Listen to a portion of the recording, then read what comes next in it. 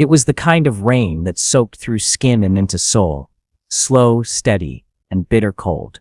The wind pushed sideways through the pines, sending shudders through the soaked earth, and across the clearing stood a post, weather-worn, splintered, and lashed to it with rusted chain.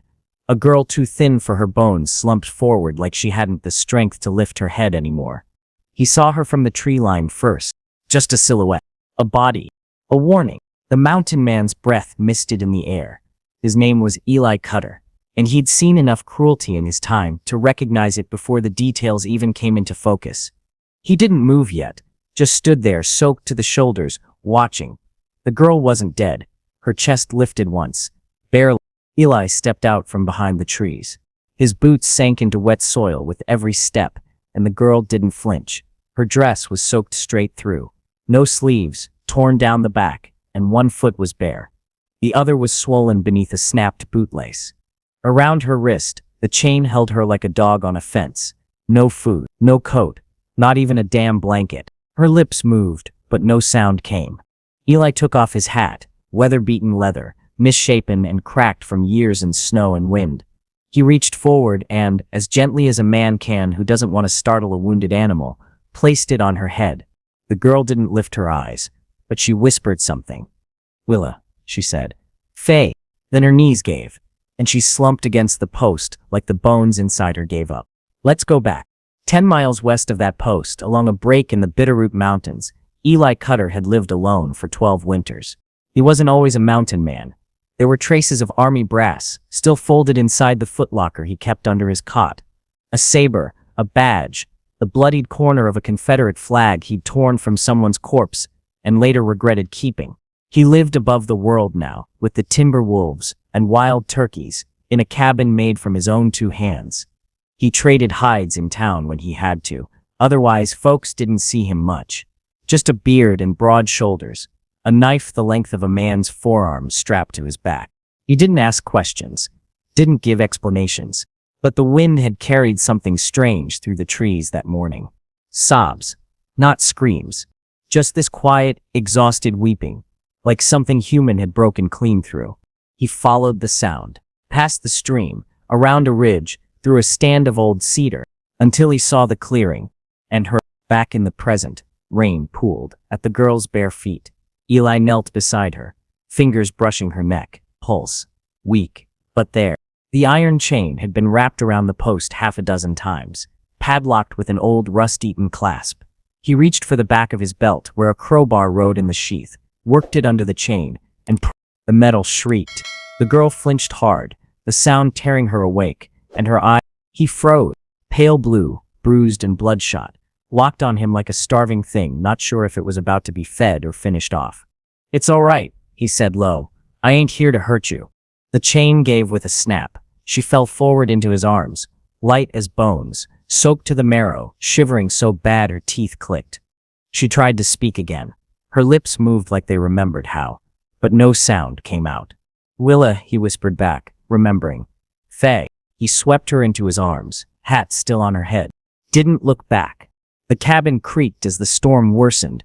Thunder rolled over the ridge like distant cannon fire, and Eli had stoked the fire high enough to bake the whole room. He laid her on his cot, still wrapped in his buffalo hide. A pot of water boiled in the hearth.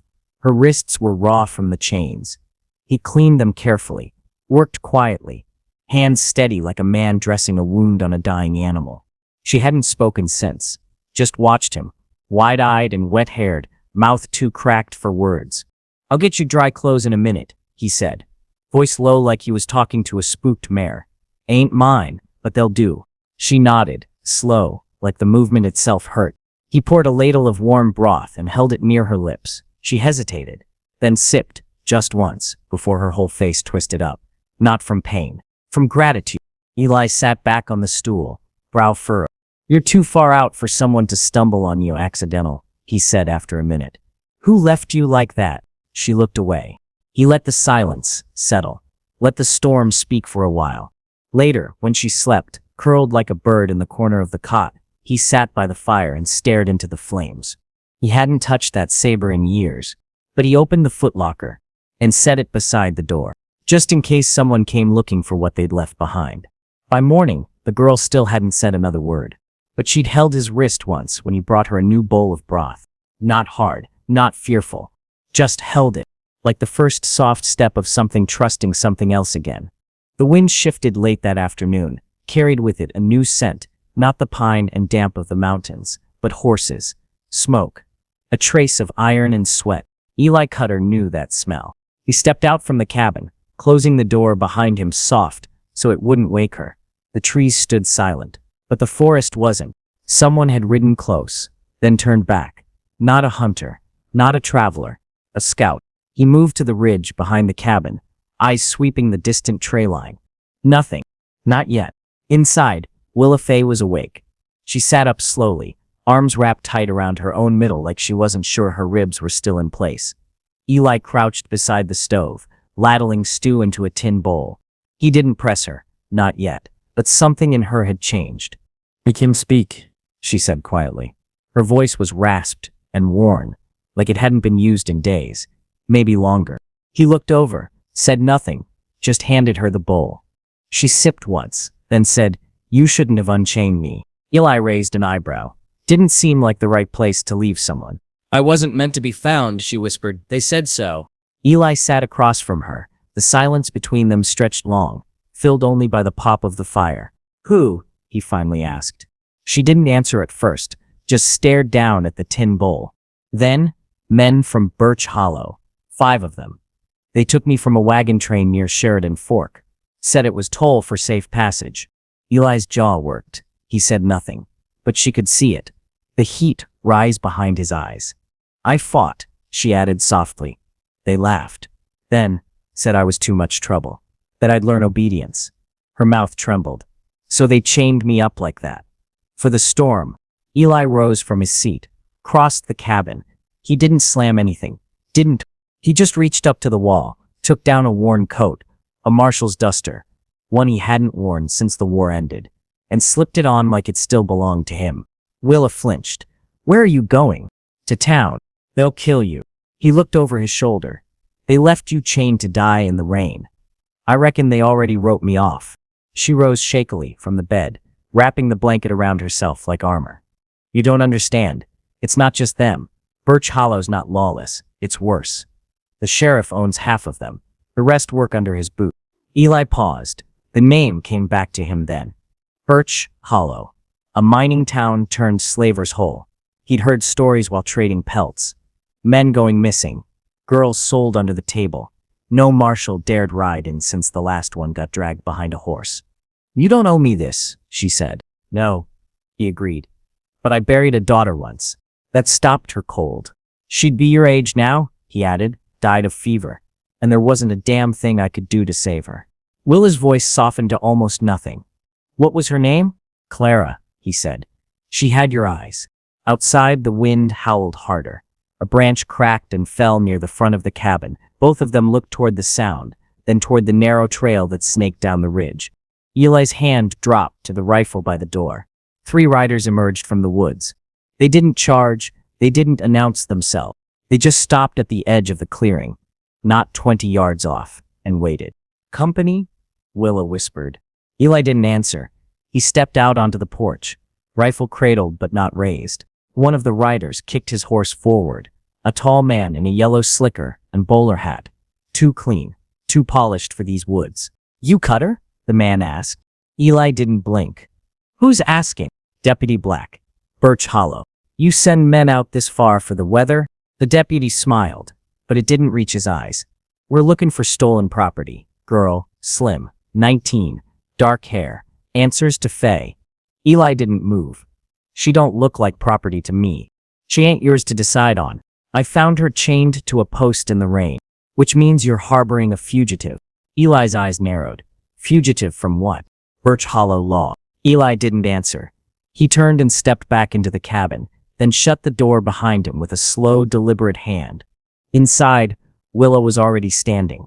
3, he said. "So far. More will come," she said. "If you send me out now, they'll spare you." Eli chuckled, but it was humorless. "That's not how men like them work." He moved past her, unlatched a hidden panel behind the stove and pulled out a battered revolver, checked the chamber, 6 rounds. Then he handed it to her. Her hands shook. I've never— You might need to. He turned to the fire, lifted a second rifle from the wall, and walked back toward the door. Eli, she said. Her voice cracked. He stopped. I never had someone stand for me before. He nodded once, then opened the door. Outside, the deputy had dismounted. His boots squelched in the mud as he walked forward. I'm not here to cause blood, Black said. Just return what's ours. Eli stood on the porch, rifle at his side. She's not yours. Black smiled again. Then I reckon we got ourselves a problem. You bring a warrant? Don't need one. Eli raised the rifle. You do now. The silence that followed was thick as wet wool. Deputy Black's hand hovered near his belt, fingers twitching above the holster. But he wasn't fast. He wasn't that kind of man. He was the kind that let other men do the dirty work. And sure enough, the second rider, younger, mean-eyed, thin as a wire fence, shifted in his saddle, trying to flank around the side of the cabin. Eli Cutter didn't raise his rifle higher, didn't shout. He just said one word. Don't. The younger rider froze. The barrel of Eli's Winchester hadn't moved, but the message was clear. This was a man who didn't bluff. Black narrowed his eyes. You aiming to make this worse for yourself, Cutter. Eli's voice was calm. You made it worse the day you chained a girl to die in the woods. She ain't a girl. She's a runaway. He spat the word like it meant something. Stole from a man who gave her work, a place to sleep. She ran off with money. Behind the door, Willa's knuckles were white against the rifle Eli had given her. She stood beside the window, heart pounding so loud she could hear it in her teeth. But the words "a place to sleep" hit harder than any pistol could. She blinked fast. Didn't let the tears fall. Not now. Not yet. Outside, Eli shifted on the porch. Not aggressive. Not retreating. Just steady. She tell you that? Black asked, chin lifting. Or did she cry real sweet and let you fill in the story? Eli didn't answer. Inside, Willa took a step forward. I didn't steal, she called out through the door. Her voice wavered but held. They took my necklace. My mother's. I tried to get it back. All 3 riders turned their heads toward the sound. I told them to let me leave. I begged. They threw me in a cellar for 4 days, then said they'd show me how to earn my keep. Her voice cracked. That's when I ran. Eli turned back to Black. She's not yours anymore. If she ever was. The deputy's face twitched, not rage, not surprise, just calculation, the slow turning of a man deciding how much this was worth to him. You know what's gonna happen if you harbor her, Black said. Town'll come after you. Sheriff ain't gonna let this slide. Eli nodded once. Then let him come. Black stared for a long beat, then turned to the younger rider and gave a small jerk of his chin. We'll be back. Eli didn't lower the rifle until all 3 men had disappeared into the tree line. That night, the wind carried the smell of smoke, not from the hearth, from beyond the ridgeline. Eli stood watch near the front door.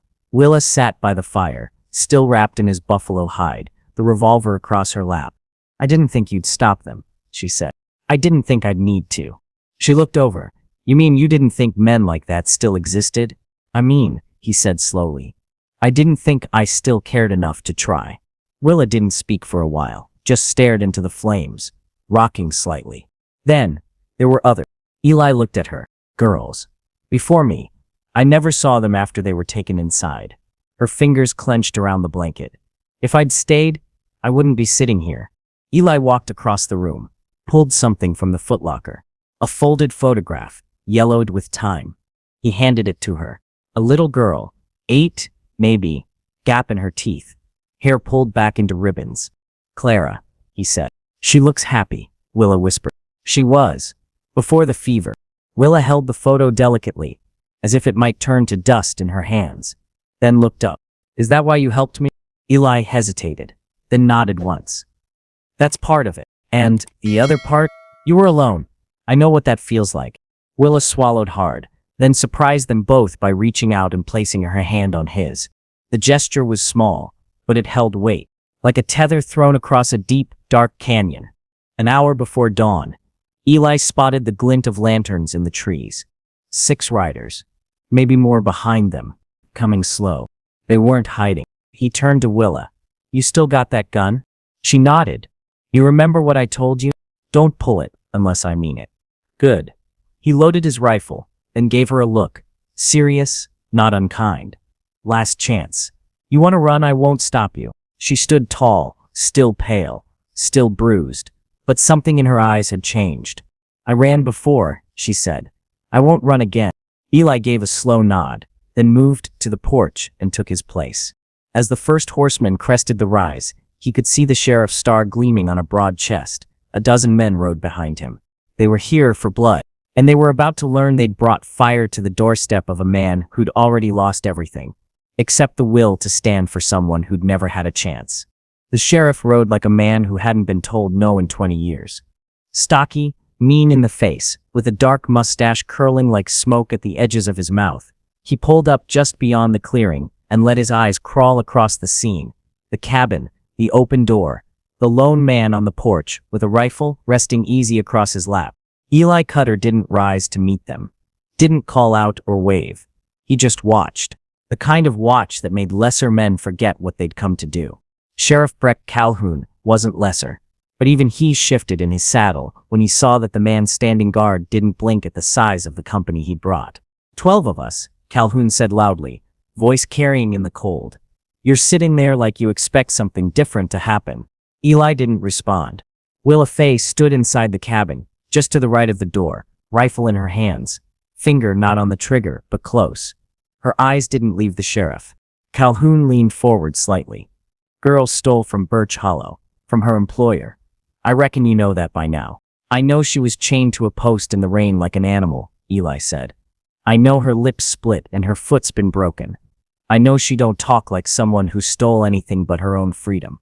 Calhoun clicked his tongue. Freedom's not a thing you steal, son. It's earned. Eli stood then. Not fast. Not dramatic. Just stood tall and still, wind curling the bottom of his coat like a flag. I earned mine, he said, with blood. In a war neither of us'll forget. You want her back, Sheriff? You're gonna have to explain to me how that kind of hurt earns a man the right to own another human being.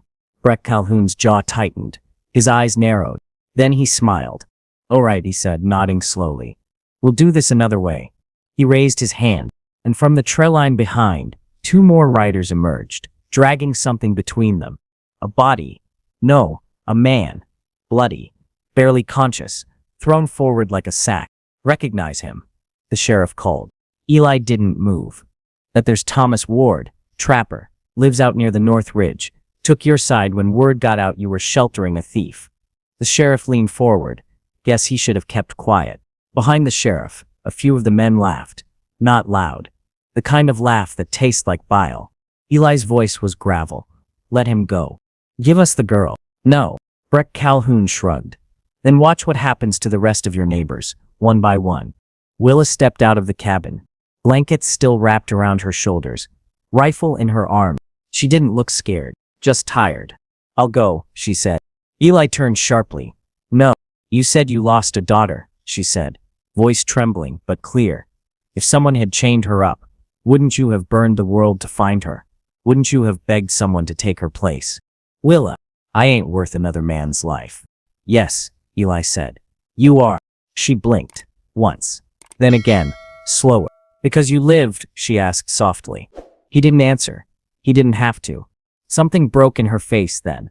Not weakness, but the strength of someone finally hearing something she'd never once believed about herself. She didn't cry, but she lowered her rifle. I'm not going back with them, she said, but I'm not hiding either. She stepped forward, into the cold, onto the porch beside Eli. The sheriff raised a brow. Well now, looks like the girl can speak for herself. She ain't your girl, Eli growled. She ain't anybody's but her own. Calhoun laughed, but it was tighter now, less sure. He looked at his men, then at the narrowness of the trail that led up to the cabin, one way in. No cover. One man with a rifle could hold it. And there were rumors, men from the war who saw too much, who couldn't die easy. Eli Cutter was one of them. The sheriff took a long breath. You think this ends with words? He asked. I think it ends one way or another, Eli said. The standoff held through sunset. Neither side moved. At one point, Calhoun lit a cigar and watched the smoke drift up into the pine air. The girl never left the porch. Eli never. It was the kind of waiting that weighed on a man's heart when violence felt like the only thing that might relieve the pressure. But then, a new sound.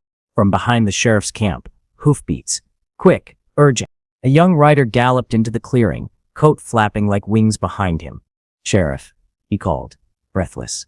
"Judge Davis. He's arrived early." Calhoun looked back. "What?" "He's in Hollow Square, words spreading, whole town's hearing about the girl. And Cutter, people are talking." Calhoun's mouth twitched. Willa looked at Eli. He met her gaze. Hope, the kind neither of them dared name, flickered. The sheriff spat into the mud, then turned to Eli. "This ain't over." Eli nodded. "Then bring more men next time." Calhoun stared for a second longer, then turned his horse and rode out. That night, Willa stood under the eaves of the cabin, rain dripping off the roof beside her. Eli stood a few paces away, rifle still slung. "You believed me," she said quietly. "I saw enough to know what parts mattered." "You think they'll come back?" Eli looked up at the sky, then at the dark line of trees beyond the clearing. "Yes." She nodded, not afraid, just away. "I want to learn," she said. "To shoot, to trap, to survive." Eli looked at her then, really looked, and nodded. "You will." The snow came early that year. By the third week of October, the pines stood dusted in white, and the mountains exhaled long plumes of frost into the valley each dawn. The world grew quieter in snow, no hoofbeats, no bird song, just the creak of ice in the trees and the crack of a fire at night. Willa Fay had learned how to split kindling, how to dress a rabbit, how to set a snare and not lose her fingers to it.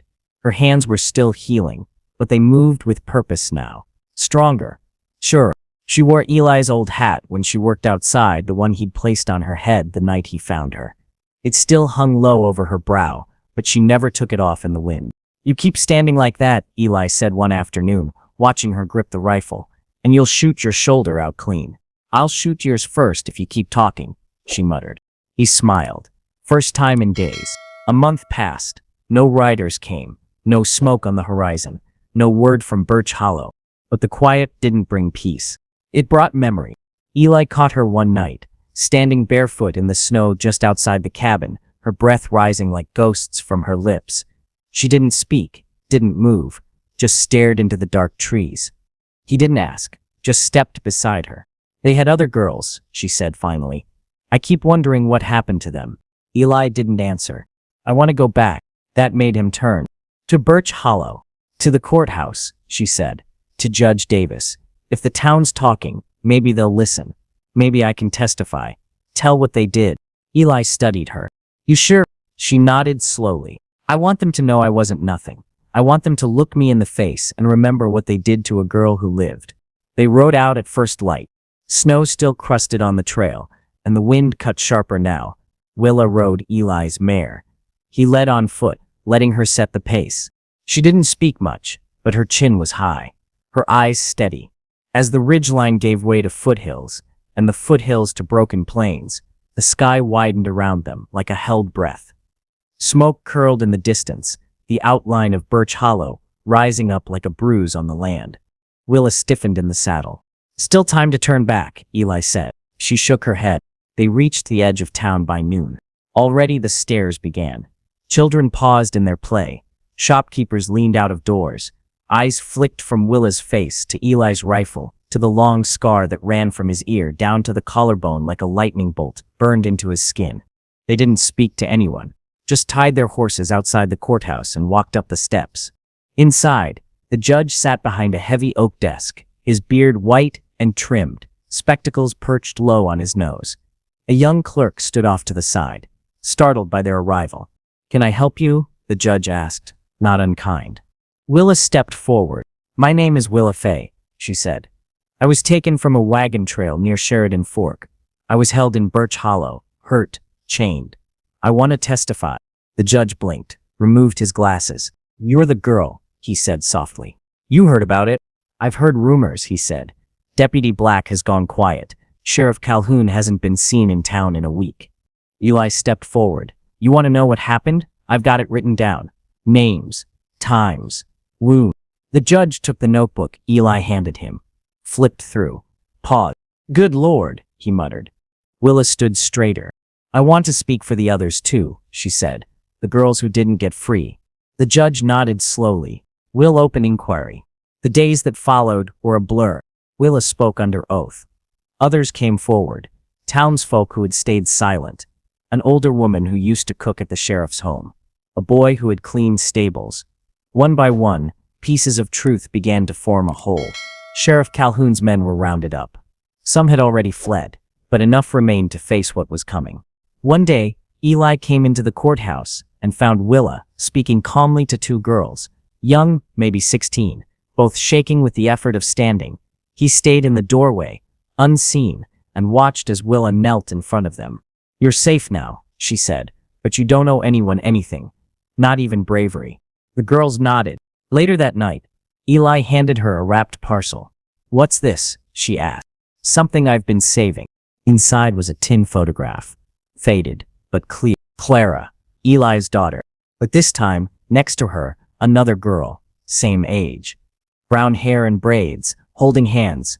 "My wife took it," Eli said one day. "Maybe we'd look back and remember not just the ones we lost, but the ones we loved, too." Willa touched the photo like it might fall apart. Then, after a long breath, she tucked it into her coat. "Come spring," she said softly, "I'm going back up the mountain." Eli looked over. "There's a cabin up there," she said. "A good one." He smiled. "You'll do all right," he said. She looked at him. "So will you." 6 months later, a letter arrived in Hollow Square with a simple return mark burned into the top corner. "W.F. Northridge." Inside, a single line. "The birds are coming back. The trap line is full, and I am finally free." Below it, folded carefully, a new photograph. Willa Fay, standing in front of Eli's old cabin, hat pulled low, rifle at her side. And beside her, 2 young girls laughing. Safe, alive. The mountain had a new guardian now, and the girl who once begged for mercy in the rain no longer needed saving.